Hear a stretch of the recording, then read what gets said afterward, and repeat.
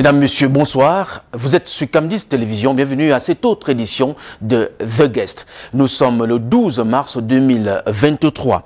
La naturopathie est une pratique de soins qui affirme équilibrer le fonctionnement de l'organisme par des moyens considérés comme naturels, changement d'alimentation, jeûne, hygiène de vie, la phytothérapie, les massages, les activités physiques et j'en passe. Ce concept apparaît à la fin du 19e siècle aux États-Unis avant de s'étendre à d'autres pays du monde occidental et en Afrique.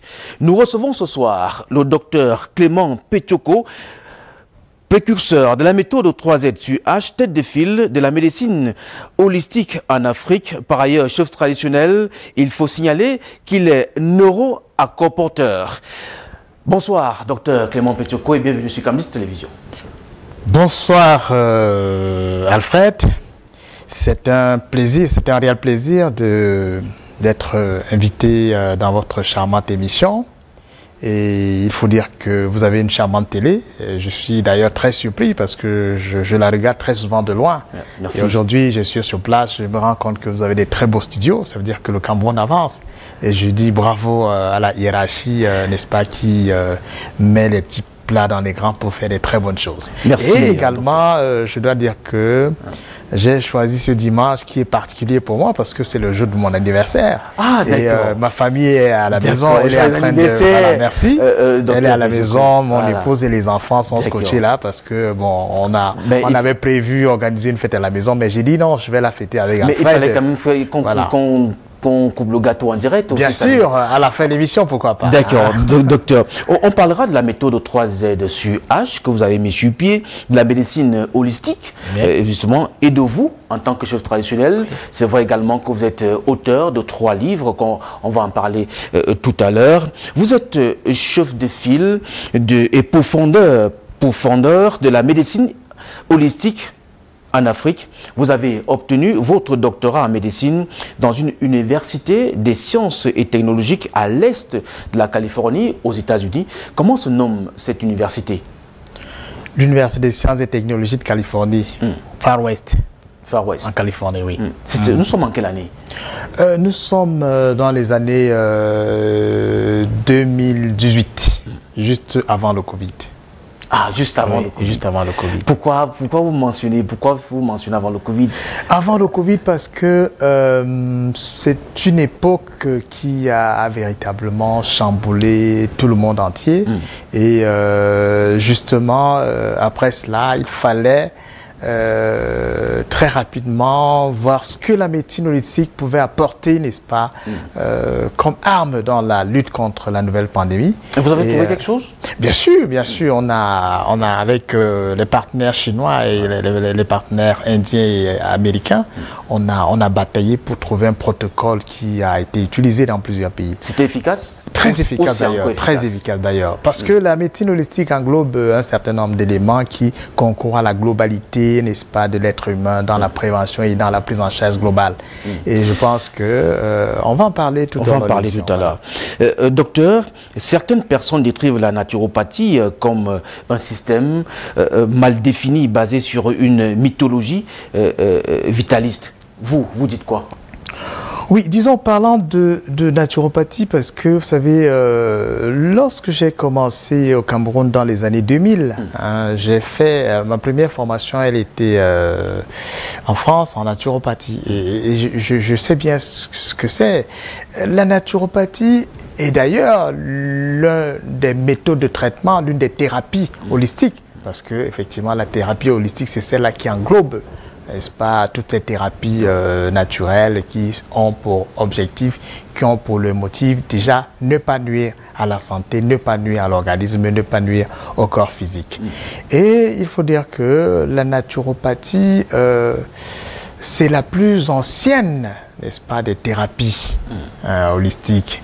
Et, qui existe au monde. Qui existe dans le monde entier. Il faut dire que avant que la médecine conventionnelle, la médecine qui est aujourd'hui la traditionnelle, parce que c'est elle qu'on utilise partout, c'est la médecine de toutes les traditions là maintenant. Hein, excusez un peu le terme, parce qu'aujourd'hui en Afrique on parle de médecine traditionnelle. La tradition c'est celle qui est pratique que tout le monde. Donc la médecine conventionnelle, celle qui est pratiquée dans les hôpitaux, elle est traditionnelle parce que c'est ce qui se pratique partout. Donc avant l'arrivée de la médecine conventionnelle, c'est la naturopathie, c'est-à-dire les traitements par les plantes, par les éléments de la nature qui faisaient pignon sur rue. Malheureusement, il s'est avéré qu'à un moment donné, il y avait un problème de transformation. Des produits. Il y avait un problème de transformation des produits. Il y a des plantes qu'on ne pouvait pas retrouver en Inde, il y a des plantes qu'on ne pouvait pas retrouver en Afrique, qu'on ne peut pas retrouver aux États-Unis. Et ça fait qu'elles perdent un peu de sa valeur au profit, n'est-ce pas, des molécules, n'est-ce pas, qui ont été fabriquées dans les laboratoires pour servir de drogue, c'est-à-dire de médicaments. Donc, et on a, les scientifiques ont donc analysé les principes actifs des plantes. Ils ont trouvé que, voilà, dans ces plantes-là, ces principes actifs pouvaient être fabriqués dans les laboratoires. C'est pour ça que la médecine naturelle, la naturopathie, a été délaissée au profit, n'est-ce pas, de la fabrication des molécules dans les laboratoires, parce qu'on pouvait les fabriquer en nombre voilà, incalculable. Et c'est pour ça que voilà, la médecine que nous vivons aujourd'hui après, n'est-ce pas, les devants de la scène. Même si aujourd'hui, nous allons constater que cette médecine, malgré l'évolution, malgré les apports technologiques, etc., il y a toujours des lacunes. Parce que le corps humain, il est impressionnant, le corps humain, il est complexe, le corps humain demeure un mystère. Et on ne peut pas expliquer le corps humain, on ne peut pas expliquer l'homme sous un seul angle, n'est-ce pas, de la médecine conventionnelle. C'est pour ça que, malgré l'évolution de cette médecine, les problèmes de santé sont toujours là. Et il y a toujours des problèmes qui n'arrivent pas à trouver réponse auprès d'elle. Et c'est pour ça qu'il y a eu un éclatement, une révolution, une évolution des autres médecines. Et justement, la médecine holistique qui est aujourd'hui la fine fleur de la médecine mondiale. D'accord. Docteur, d'aucuns disent que les naturopathes ont un passif et une pratique de tromperie et d'exploitation camouflée sous de bonnes intentions. C'est le cas chez vous ? Bien, disons que lorsque je la faisais par le passé, je pense que j'ai eu ma célébrité à un moment donné au Cameroun et en Afrique à cause de la boisson à main sans 3 étuiages, qui est une recette naturelle, qui est une recette puisée dans la nature. Lorsque je prends l'exemple de la méthode minceur 3 étuiages, qui est un produit qui n'a aucun composant chimique, qui vient de la nature, parce que les composants de la médecine nature, de la formule minceur 3 étuiages viennent de nos forêts, viennent de nos cultures, viennent de nos plantations. Hein. Et c'est dire que, vu ce que la méthode minceur 3 étuiages a fait comme prouesse dans le monde entier, aux États-Unis, en France, en Suisse, en Belgique, en Afrique du Sud et en Afrique en particulier, on peut dire que lorsque la médecine naturelle est encadrée par des spécialistes, je pense qu'elle aura des beaux jours devant elle. Parce qu'une fois de plus, voyez, l'homme, il est composé d'éléments, les 5 éléments de la nature, que ce soit l'eau, le bois, l'air, le feu, voyez, ce sont des éléments de la nature. Et la naturopathie, c'est un élément de la nature et qui correspond, n'est-ce pas, à ce que nous sommes. Donc, lorsque vous consommez une herbe, voyez un peu, elle va compléter un besoin qui est manquant en vous. Lorsque vous mangez une tomate, elle va compenser un besoin. La tomate, c'est un médicament, voyez un peu. Et je dois même vous le dire, il faut en consommer très régulièrement parce que c'est très bon pour l'homme. C'est également très bien pour des gens qui ont des problèmes d'anémie. C'est également très bien pour des personnes qui ont des problèmes de prostate, etc. C'est également très bien pour reconstituer le système immunitaire.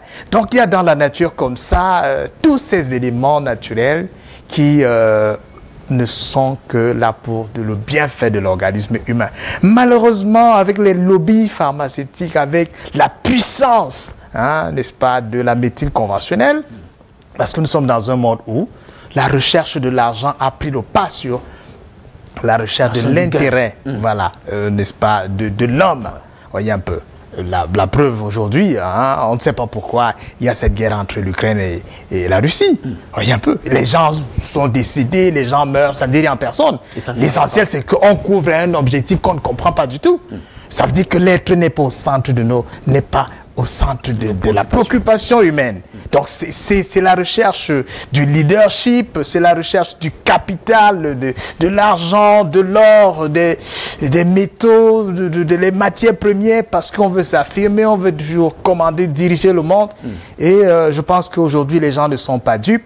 Vous allez beau dire que la naturopathie, l'acupuncture, la réflexologie plantaire ou encore toutes les méthodes d'inspiration orientale laissent à désirer, mais le patient sait ce qu'il veut, le patient sait ce qu'il vit, le patient sait ce qu'il ressent lorsqu'il a affaire à telle ou telle autre méthode, et c'est lui qui fait le choix. D'accord.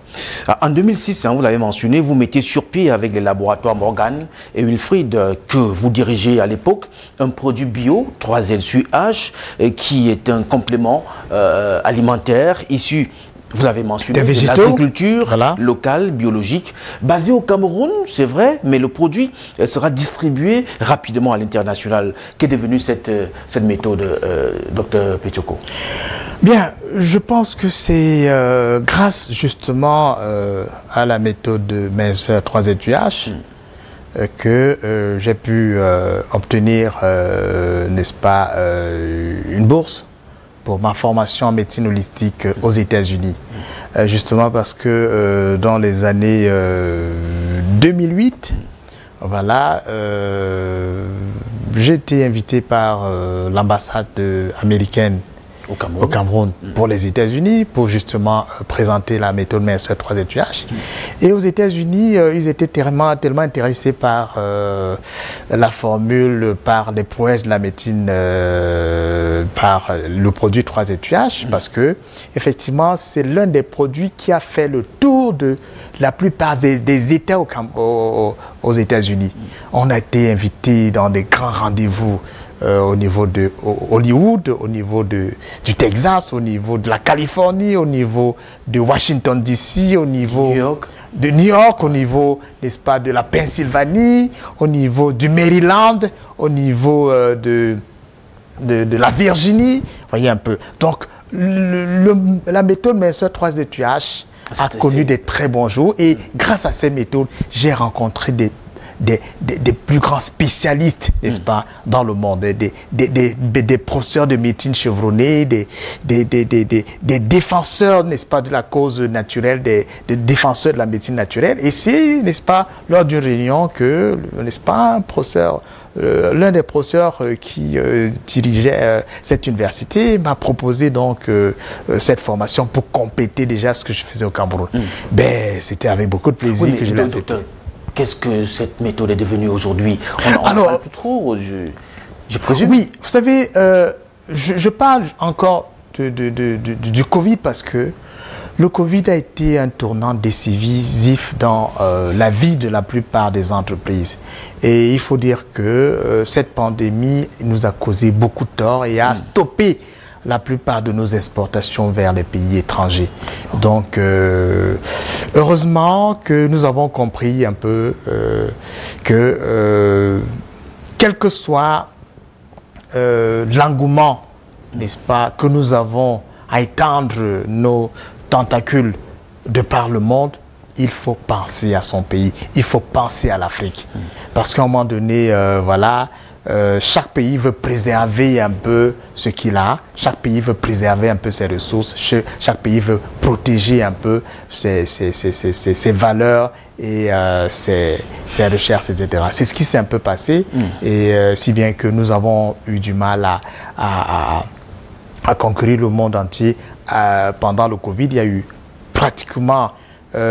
c'était, comme on dit, en arrêt, voilà, vraiment en arrêt. Hein, voilà. Les exportations étaient totalement diminué de plus de 80%.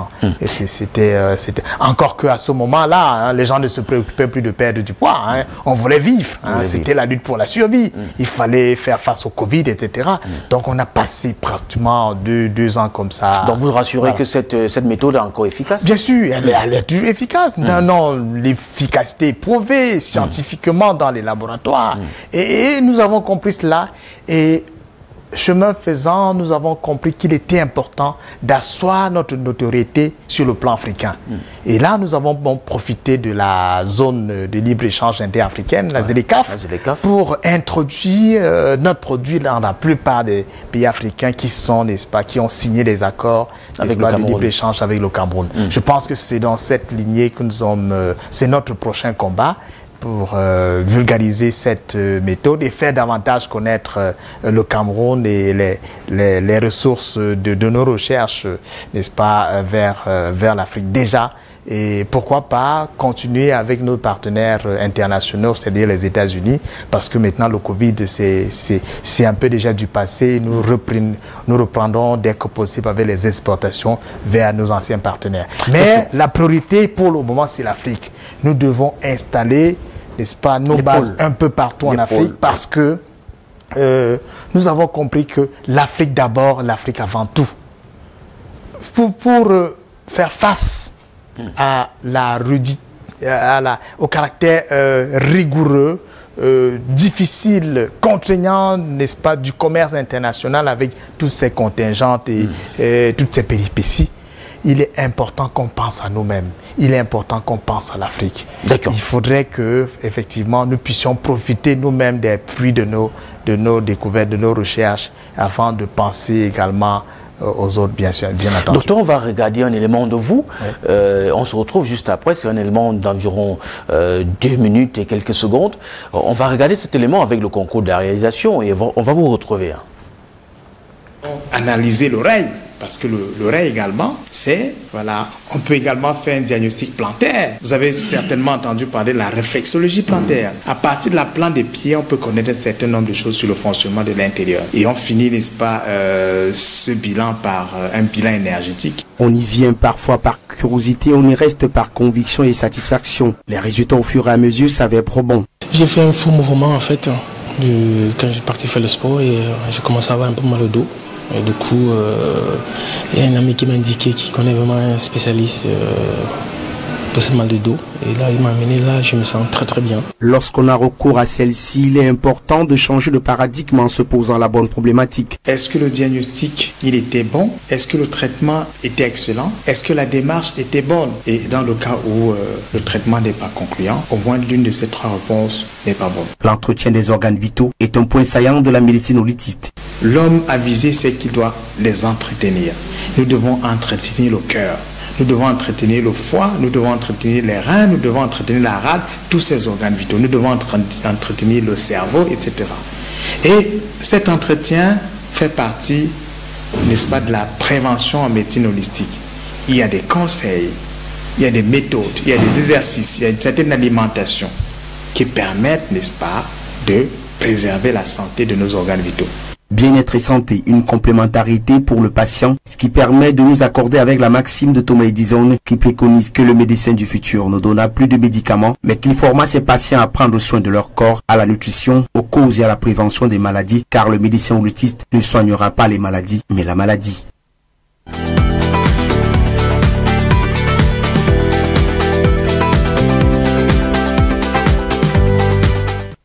La médecine holistique, c'est une médecine qui redonne espoir, qui redonne vie. Docteur Petioko, la thérapie holistique est une médecine non conventionnelle s'appuyant sur un sens dérivé du holisme. Je prononce très bien, docteur, oui, et désignant des méthodes qui seraient fondées sur la notion de soins en tenant compte de la globalité de l'être humain. Vous l'avez d'ailleurs mentionné. La thérapie holistique est-elle réglementée au Cameroun?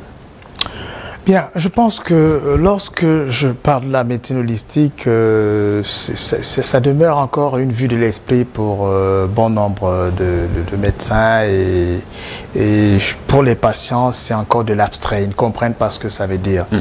Il faut dire qu'aujourd'hui, face à la modestie des résultats qu'offre la médecine conventionnelle sur certains aspects de la santé, c'est pas moi qui le dis, ce sont les statistiques de l'OMS, etc. Donc aujourd'hui, l'OMS a compris qu'il faut relancer, qu'il faut vulgariser, qu'il faut promouvoir d'autres formes de médecine. Et justement, aujourd'hui, la médecine holistique est la fine fleur, n'est-ce pas, de cette médecine-là qui prend l'homme dans sa globalité. Vous savez, aujourd'hui, la médecine conventionnelle, c'est celle-là qui considère l'être humain comme le matériel qui est devant nous, l'enveloppe charnelle qui est devant nous. Mais cette enveloppe charnelle ne peut pas expliquer tout ce que nous sommes. Nous sommes de chair et nous sommes d'esprit. Voyez un peu. Nous sommes non seulement cette enveloppe physique qui est devant nous, qui est devant nous là, mais également nous sommes constitués de plusieurs corps, de plusieurs strates.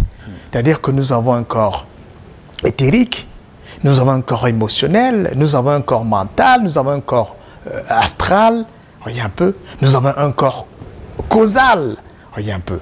Nous avons un corps spirituel. Donc l'ensemble de ces corps-là, c'est ça qui fait ce que nous sommes. Et une médecine qui ne se concentre que sur l'aspect matériel du corps humain, n'est-ce pas, va passer un peu à côté d'un certain nombre de choses. Donc, en d'autres termes, la médecine holistique est réglementée. En d'autres termes, la médecine holistique n'est pas encore connue, n'est pas encore vulgarisée au Cameroun. Voyez un peu.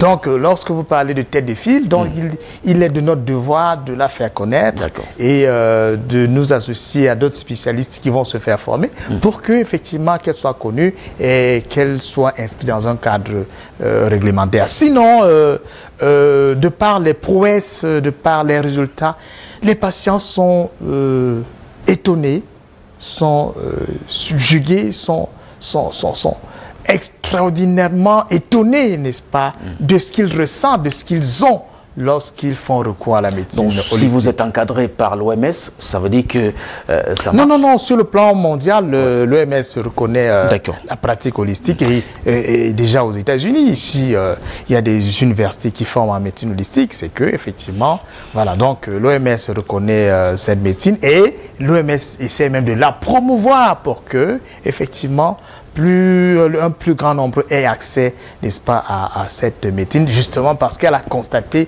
que la médecine conventionnelle ne peut pas résoudre tous les problèmes de santé. C'est pour ça qu'il faut que cette médecine conventionnelle soit entourée, n'est-ce pas, de toutes ces autres formes de médecine qui ont prouvé leur efficacité dans le but de concourir à une santé globale, une santé durable. Voilà. Docteur Petchoko, est-ce que cette thérapie peut impliquer un arrêt de traitement et une perte de chance en termes de guérison? Bien, il faut dire que la médecine holistique, c'est d'abord une façon de poser le diagnostic. Le diagnostic holistique ne se base pas uniquement sur les examens biologiques. Voyez un peu. Parce que les examens biologiques, radiologiques, scanners ne peuvent pas tout expliquer dans la maladie que vit un sujet. Donc il y a d'autres éléments qu'il faut associer, n'est-ce pas, qu'il faut prendre en compte. Lorsqu'il faut poser le bon diagnostic. Donc en dehors des analyses biologiques, en dehors des radios et des scanners, etc., il faut prendre en compte qu'il y a d'autres personnalités, il y a d'autres, n'est-ce pas, il y a d'autres énergies qui sont en dehors du corps matériel, il y a d'autres corps qui sont nous et qui doivent être pris en compte lorsqu'on veut poser le diagnostic. Le corps énergétique influence le corps physique. Le corps spirituel influence le corps physique. Le corps spirituel influence le corps physique. Je vais vous donner un petit exemple. Imaginez que vous rentrez là maintenant et que voilà, vous voulez ouvrir votre maison, votre appartement. Dès que vous l'ouvrez, vous trouvez un grand serpent, un grand boa, alors que vous couriez à la maison parce que vous avez envie de manger, vous avez véritablement faim. Ouais. Lorsque vous ouvrez la maison, vous voyez un grand serpent boa, etc., etc. Et vous refermez brusquement. Et du coup, vous allez chez le voisin a fait un très bon plat, un plat que vous aimez bien. Vous aviez faim. Est-ce que vous aurez encore envie de manger là? Non. Pas du tout. Pas du tout. Imaginez également que lorsque vous êtes arrivé et que vous ouvriez la porte, vous constatiez qu'il y a un serpent bois, justement, et que vous aviez pratiquement très mal à la tête. Vous étiez en train de vouloir prendre votre comprimé, par exemple, ou encore une tisane, etc. Et lorsque vous fermez, vous arrivez chez le voisin, le mal de tête va finir. Ça s'arrête. Oui, parce qu'effectivement, il y a un autre problème plus urgent. Qu'est-ce qui a fait que ce mal de tête puisse disparaître rapidement? Ou encore, qu'est-ce qui a fait que cette perte d'appétit disparaisse? Vous comprenez que, au-delà du corps matériel, il y a d'autres énergies qui sont en nous, qui influencent le corps matériel. Et un bon diagnostic doit être pris en tenant compte, n'est-ce pas, de tous ces autres strates corporelles, n'est-ce pas, toutes ces autres énergies qui englobent, qui entourent et qui font de nous un être et indivisible et qui, n'est-ce pas, doit s'intégrer, n'est-ce pas, s'harmoniser dans un environnement donné. Donc la médecine holistique, lorsque on veut aller plus loin, lorsque les frontières, n'est-ce pas, du corps physique ont été atteintes, lorsqu'on veut un peu aller plus loin, lorsqu'on veut une santé durable, pas une santé superficielle basée sur la prise en compte de l'homme en tant que matériel. À ce moment, on a besoin des drogues, si vous voulez des médicaments, on a besoin des calmants, on a besoin des anxiolytiques, des antidépresseurs, etc. Mais lorsqu'on veut aller plus loin, soigner l'homme dans sa globalité, lorsqu'on tient en compte le corps énergétique, le corps causal, le corps émotionnel, le corps mental, le corps spirituel, on doit faire recours à la médecine holistique parce qu'elle est complète, elle assure une harmonie, une cohésion entre toutes ces énergies, toutes ces différentes composantes de l'être humain pour une santé durable, pour une santé épanouie et pour un bien-être global. Certaines de ces pratiques sont controversées car il n'existe pas de preuves scientifiquement reconnues de leur efficacité. Comment l'expliquer, docteur Petchoko? Donnez-moi un exemple d'une pratique, je ne sais pas, parce que à mon avis, toutes les thérapies holistiques ont des preuves, ont des résultats lorsqu'on parle de la naturopathie. Mais si la naturopathie n'avait pas de résultats depuis des millénaires jusqu'à aujourd'hui, c'est que nous ne mangeons plus. Nous mangeons la tomate parce qu'on sait que la tomate est importante pour notre santé. Donc, il y a un vieux médecin qui disait que votre alimentation, que votre aliment soit votre médicament, que votre médicament soit votre aliment. Ça veut dire que la naturopathie est tout simplement un ensemble des choses puisées dans la nature qui compensent nos besoins de tous les jours. Et maintenant, le naturopathe, le chercheur naturopathe est allé plus loin.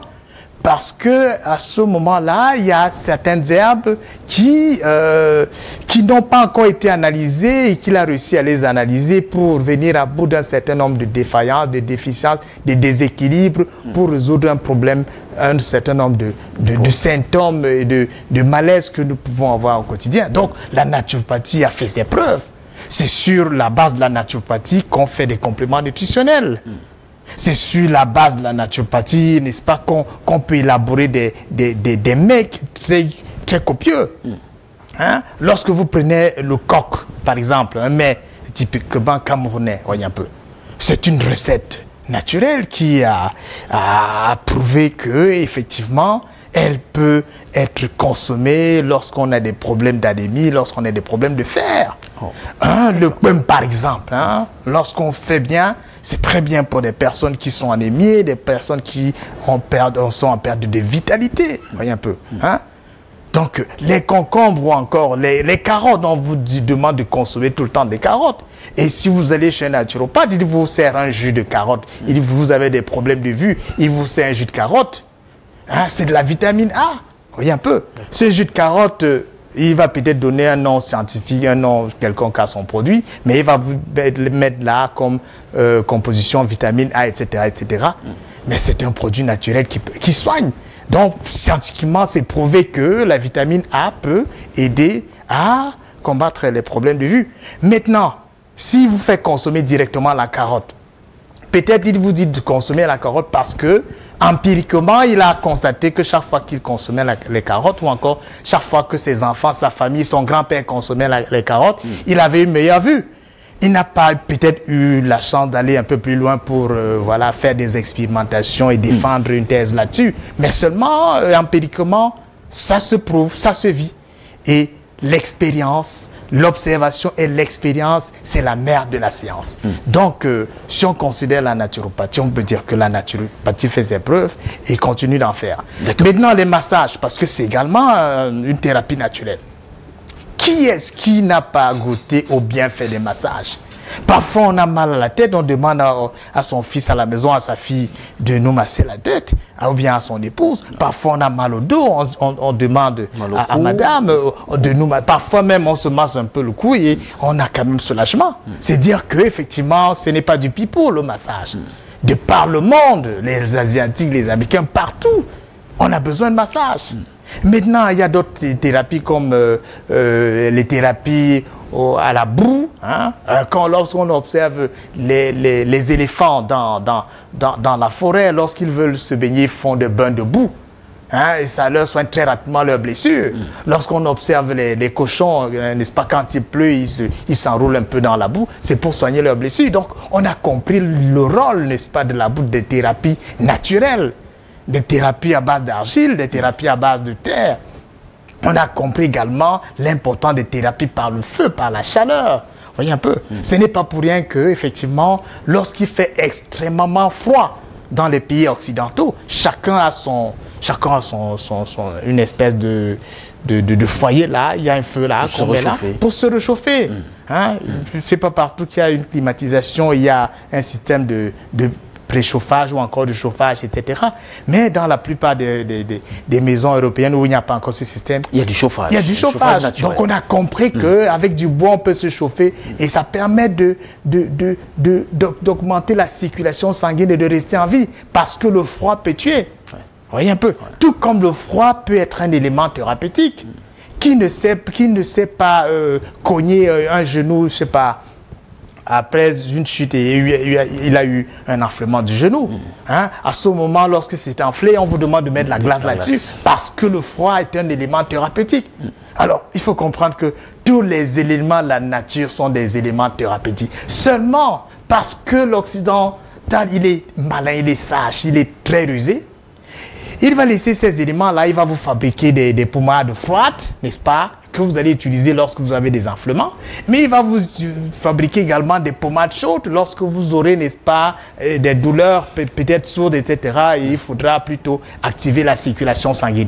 Tout simplement parce que on nous cache certaines vérités. On ne vous apprend pas à être maître de votre destin, maître de votre santé, à utiliser les éléments de la nature pour les exploiter pour votre bien. On veut vous faire dépenser l'argent. On veut vous faire connaître la voie de la pharmacie et faire que vous n'ayez aucune connaissance. Et je vais vous dire, la connaissance est une arme.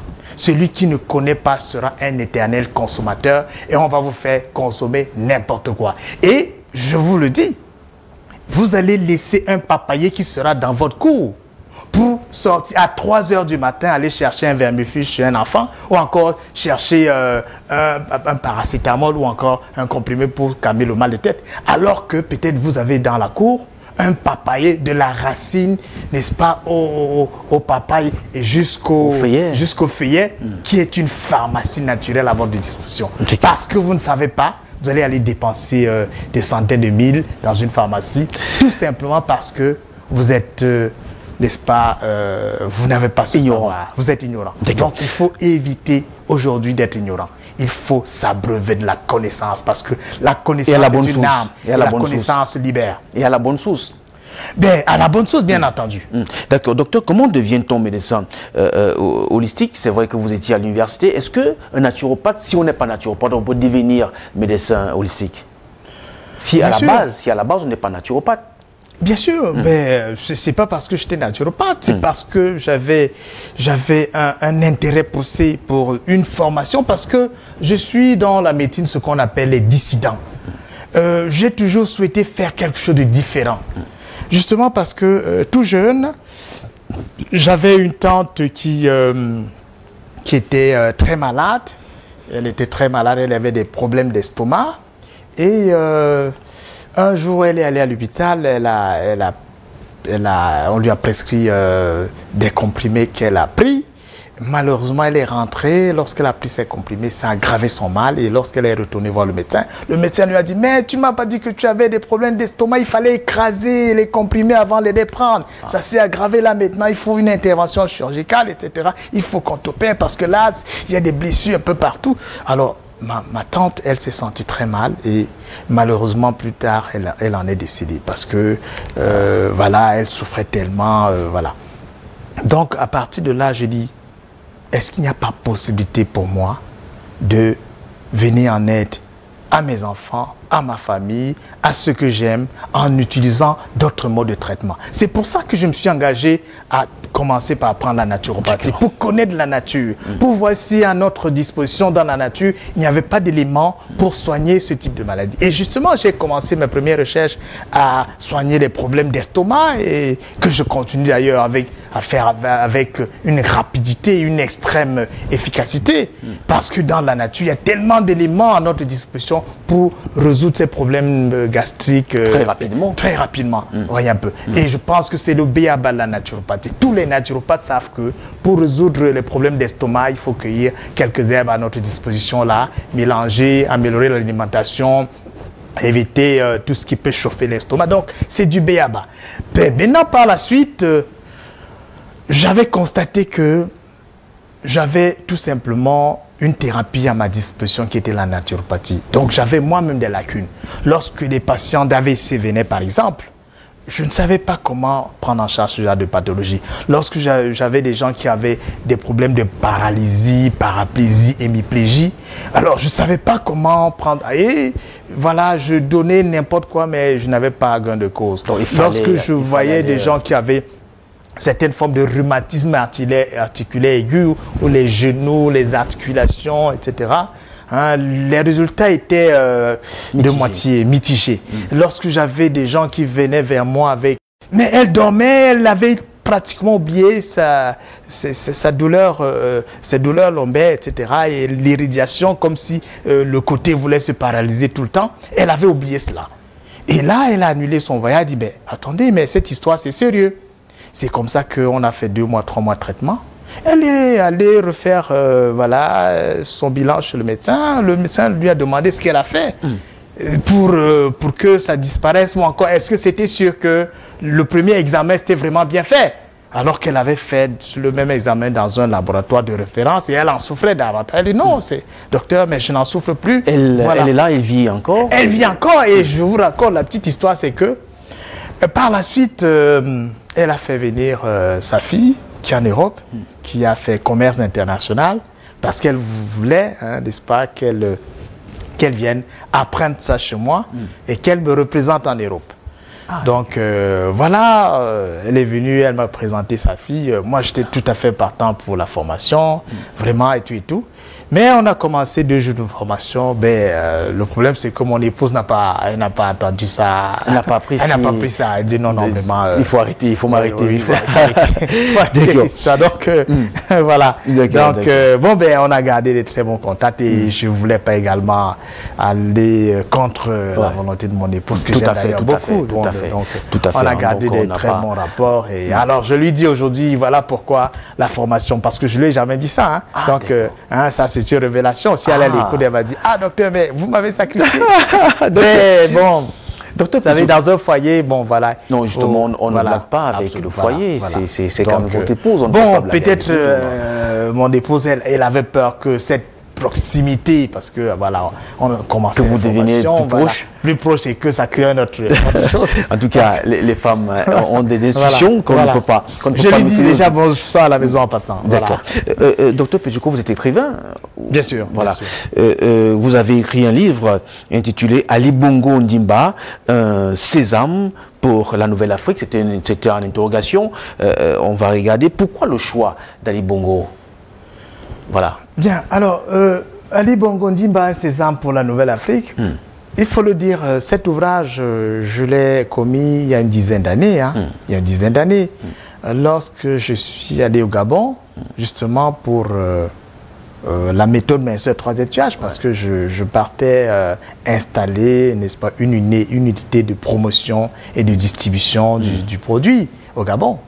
Mais à ce moment, j'ai décidé d'aller par voiture. J'ai pris mon chauffeur, j'ai pris une de mes spécialistes en vente. J'ai dit, bon, allons-y, on va aller par route.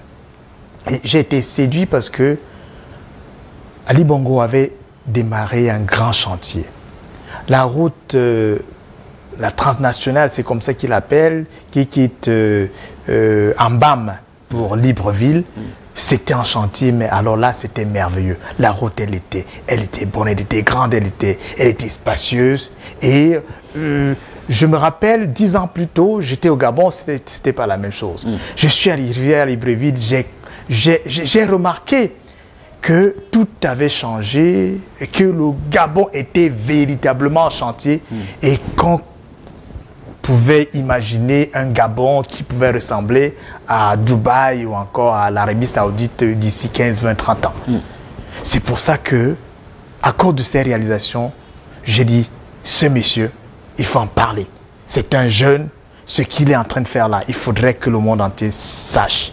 C'est pour ça que j'ai dit Ali Bongo Ondimba, un Sésame pour la Nouvelle-Afrique. Et dans cet ouvrage, j'ai parlé de ce projet d'Ali Bongo pour le Gabon, un projet pour l'Afrique, un projet pour le monde, un projet pour la jeunesse africaine, vous avez un projet rencontré pour le la président jeunesse Bongo gabonaise. Vous avez rencontré le président Bongo? Ben, malheureusement, j'ai été invité par la présidence, justement par le président Ali Bongo. Malheureusement, quand je suis arrivé à la présidence, il avait une mission urgente qu'il devait faire en Europe. Et j'ai été plutôt reçu par le cabinet civil, le service de la communication avec qui nous avons beaucoup échangé. Et il était question qu'on reprogramme, n'est-ce pas, cet entretien avec le président Ali Bongo. Malheureusement, mon programme est aussi au Cameroun, surchargé avec mes déplacements un peu partout dans le monde. Ça va se faire. Dans la promotion, n'est-ce pas, de la méthode Minceur 3 étages. C'était pas facile pour moi. Mais bon, ben, c'est un jeune président que j'affectionne beaucoup et que j'ai beaucoup admiré de par ses projets, de par sa simplicité, de par sa détermination à faire de l'Afrique, à faire du Gabon un pays émergent, coûte que vaille. Réussir sa carrière politique, paru en quelle année? Il y a un autre ouvrage qu'on va regarder tous ensemble, mais c'est réussir sa carrière politique. Pourquoi vous faites également la politique? C'est vrai qu'on ne peut pas. Bien. Si vous ne faites pas la politique va vous faire. Oui. Alors, monsieur Passy, je dois vous dire que réussir sa carrière politique a été mon deuxième ouvrage. Voilà. À un moment donné, il y a pratiquement 23 ans, en 2000, j'écrivais l'ouvrage « Pourquoi sommes-nous malades ?» Je l'ai fait en quelques 1000 exemplaires et voilà, le livre a été acheté très vite par mes patients de l'époque et voilà, quelques années plus tard, je dors, je me réveille dans la nuit avec le titre de l'ouvrage, Réussir sa carrière politique, avec tout ce qui est à l'intérieur. C'est-à-dire que c'est comme si c'était une vision, c'est comme si c'était quelque chose qui descendait du ciel. Ah oui, tout cet ouvrage-là, c'est comme si ça descendait du ciel. J'ai dit, je vais me réveiller, je vais noter. Alors, je me suis réveillé, j'ai noté point par point tous les titres, etc. Et le lendemain, je me suis mis à écrire. Et 3 mois, 4 mois plus tard, l'ouvrage était là. Et ça a été un chef-d'œuvre. C'est incroyable. Parce que réussir sa carrière politique, je l'ai vendu à plus de 10 000 exemplaires. Oh, oui.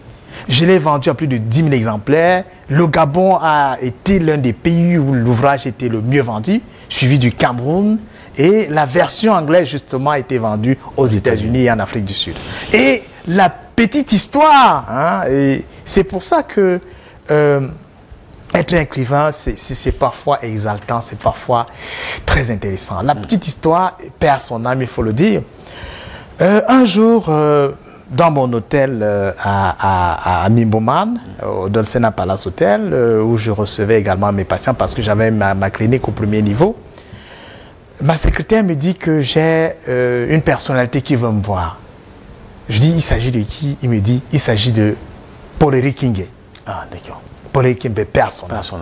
Alors je dis, ah, qu'est-ce qu'il vient faire chez moi? C'est pas possible. Alors je le reçois, je pensais qu'il avait un problème de santé. Je le reçois, je dis, oh, monsieur le président, comment ça va? Il dit, ça va bien, qu'est-ce que vaut l'honneur de votre visite? Non, vraiment, assez.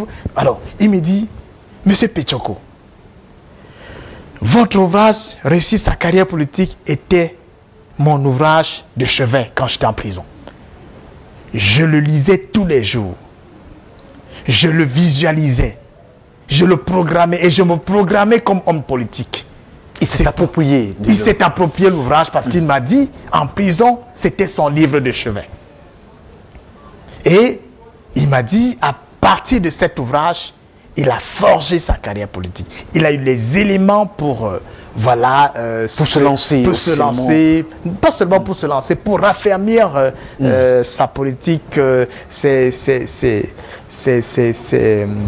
idéaux, n'est-ce pas, ses techniques d'approche. Bref, parce que réussir sa carrière politique, c'est un certain nombre de préceptes, n'est-ce pas, qu'un homme politique doit utiliser pour se démarquer et pour avoir finalement la victoire en politique. On peut dire félicitations, hein, docteur Pétioko. Il y a un autre ouvrage, hein, Perdez et stabiliser le secret de la minceur, enfin à votre portée. Ça c'est oui, dans votre élément, vous êtes dans votre Alfred, élément. Bon, disons que lorsque j'ai fait l'ouvrage sur Ali Bongo, avec mon expérience du Gabon, lorsque précédemment j'ai fait l'ouvrage Réussir sa carrière politique, alors j'étais fortement critiqué. On m'a dit, mais docteur Pétioko, mais vous êtes dans la santé, vous faites des ouvrages politiques, etc. Mais vous n'avez aucune idée, mais il faut faire quelque chose pour vos patients. C'est pour ça que, effectivement, j'ai dit, alors nous sommes dans l'obésité, je fais dans l'obésité, les gens connaissent bien la méthode minceur 3-étuages. Il faudrait qu'en plus de la méthode minceur 3-étuages, j'accompagne cela d'un certain nombre d'éléments qui pourront aider ceux qui veulent perdre du poids, ceux qui veulent stabiliser, ceux qui veulent vivre et en sachant exactement ce que c'est que l'obésité, comment en arriver là, comment en découdre, qu'est-ce qu'il faut pour prévenir l'obésité. Bref, c'est aussi un succès? Oui, ça a été également un succès. Ça a été un succès et jusqu'à aujourd'hui, c'est un ouvrage qui aujourd'hui fait ma fierté. D'accord. Docteur, on va aller très vite, très rapidement. On va vous proposer quelques photos et vous allez dire un ou deux mots. Oui. C'est comme ça dans cette émission, les photos de vos proches ou alors de ceux que vous avez côtoyés pendant votre séjour, soit en Europe, soit en fait, hors du pays. On va aller avec le concours de la réalisation. On va regarder quelques photos et puis vous allez dire un ou deux mots, très rapidement. Voilà. Oui, alors là c'est M. Azid qui est le premier conseiller de l'ambassade d'Algérie. C'est un ami, c'est un frère avec qui nous avons de très bons projets. D'accord. Et avec ma femme, mon épouse également. D'accord. Une autre photo? Oui, là c'était aux États-Unis. C'est l'une des représentantes du Congrès, Madame Ashley. Donc c'était aux États-Unis. Je pense que nous étions à Washington, D.C. On passe? Oui, là également, vous avez l'ambassadeur d'Algérie au Cameroun, qui est vraiment une personnalité qui apprécie ce que nous faisons, avec qui nous avons également des grands projets entre l'Algérie et le Cameroun. Nous avons également mon épouse, nous avons M.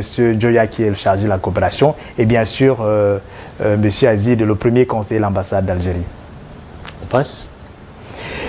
Là, j'étais en Algérie avec le ministre du Commerce algérien qui, j'ai eu l'honneur de le rencontrer. Nous avons échangé. C'était justement quelques jours après le fameux match entre le Cameroun et l'Algérie. Et il m'a dit, Il m'a dit, votre pays, il est fort en football et il nous a battus. J'espère que nous allons faire de très bonnes affaires entre le Cameroun et l'Algérie. J'ai eu excellence. Nous sommes là pour ça. Nous sommes là pour établir des relations d'affaires entre avec le concours de la réalisation, je vais rapidement, je vais demander une photo. Oui. Une photo spéciale de vous, une photo de vos enfants.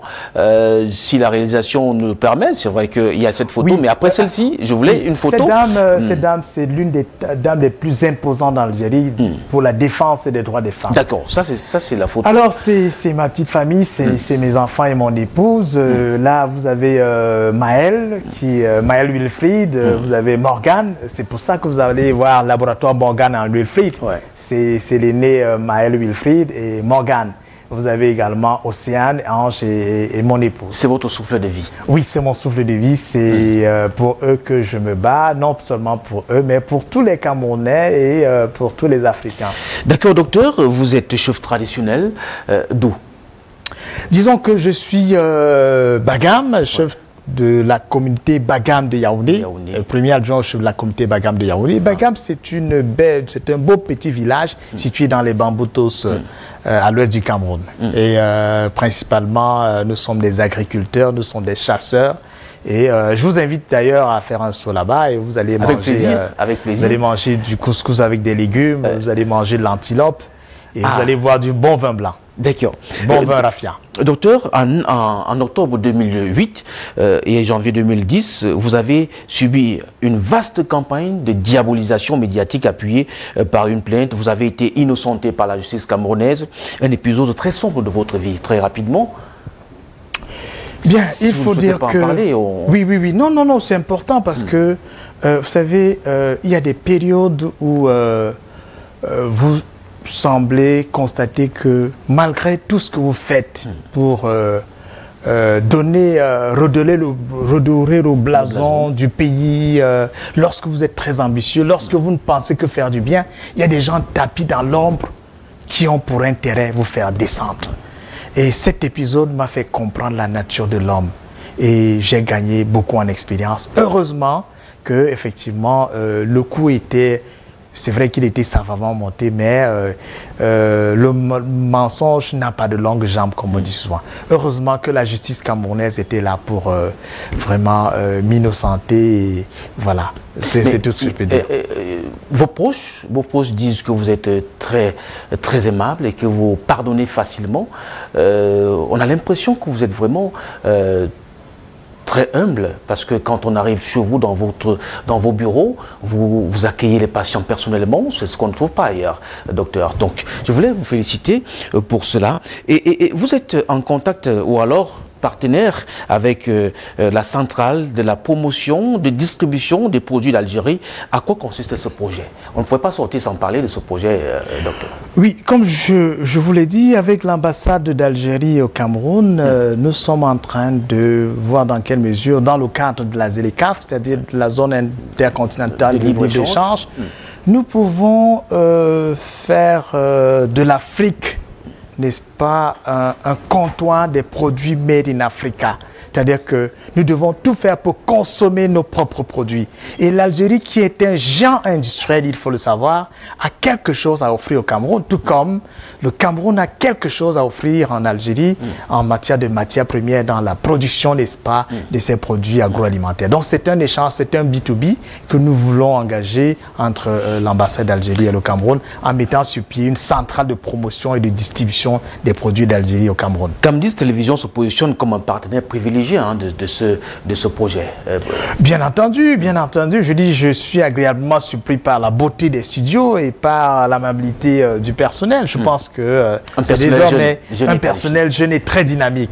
C'est pour ça que je dis, lorsque une entreprise est tenue par des jeunes, surtout des jeunes loups aux dents très longues, je pense qu'on ne peut espérer qu'avoir un futur meilleur. Merci, Dr Petchoko, d'avoir accepté de partager ces moments avec nous. On va commencer le partenariat avec la méthode 3Z sur H, je présume. Pourquoi pas, c'est avec beaucoup de plaisir. J'allais dire plutôt que c'est un plaisir, n'est-ce pas? C'est un plaisir énorme d'avoir passé ce dimanche, un jour spécial pour moi, pour voilà, ces moments de détente, ces moments de plaisir et ces moments d'éducation, n'est-ce n'est-ce pas, de la population africaine. Une fois de plus, joyeux anniversaire. Merci à toute l'équipe technique mobilisée pour la réussite de cette émission. Merci à vous, chers téléspectateurs, d'avoir encore été des nôtres aujourd'hui. Le rendez-vous est pris pour dimanche prochain à la même heure, s'il plaît à Dieu, bien sûr.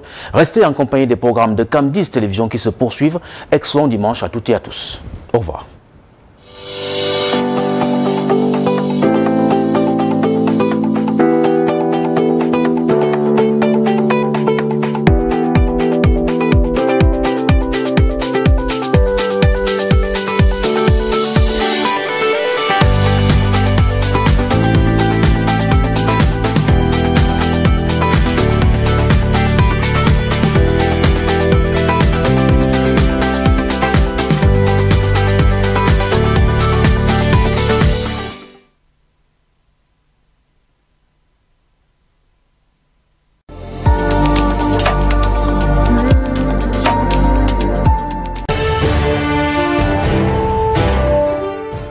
À Cam10 Télévision, votre émission Congo Sar. Congo Sar, c'est l'actualité en général, vue et revue par les experts du traitement de l'information à Cam10 Télévision.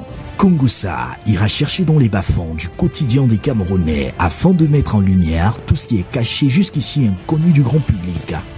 Congo Sar, de lundi à jeudi, entre 10h et 11h30 sur Cam10 Télévision, la chaîne républicaine.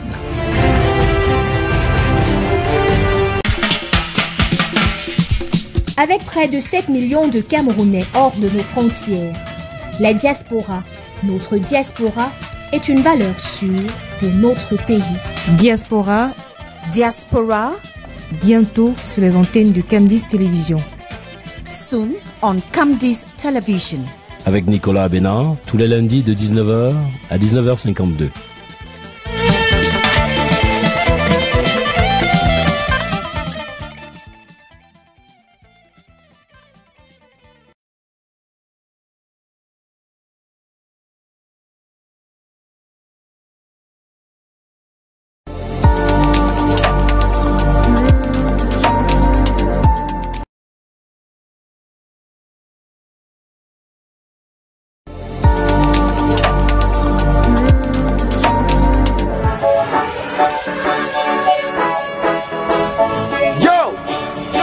Mesdames, mesdemoiselles et messieurs, les enfants, les petits enfants, je que vous allez à moi.